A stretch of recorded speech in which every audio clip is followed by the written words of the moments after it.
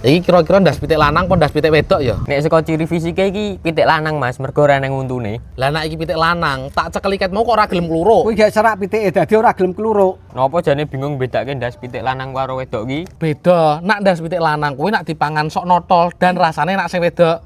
Lho notol to iki. Daripada bingung bedake ndas pitik lanang apa wedok, nyo mending ngicipi kacang atom gajah iki sing rasane gurih, renyah dan nagih. Wah iya gurih tenan iki, cocok nak gawe nongkrong, susah berhenti.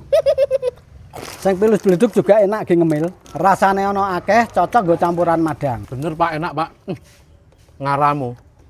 Sing ning gambar iki, gajah lanang apa wedok? Sik tak yume. Wis ora usah ngurusi wong iki. Aku pesen kacang atom gajah iki gawe selamatan sunatanku ya, Pak. Nah menurut saranku cocok nganggo kemasan iki, iso diselehke toples, cocok gawe acara-acara. Loh, kowe kan wis sunat ping pindho to, Mas? Aku meh sunat meneh, ganti model.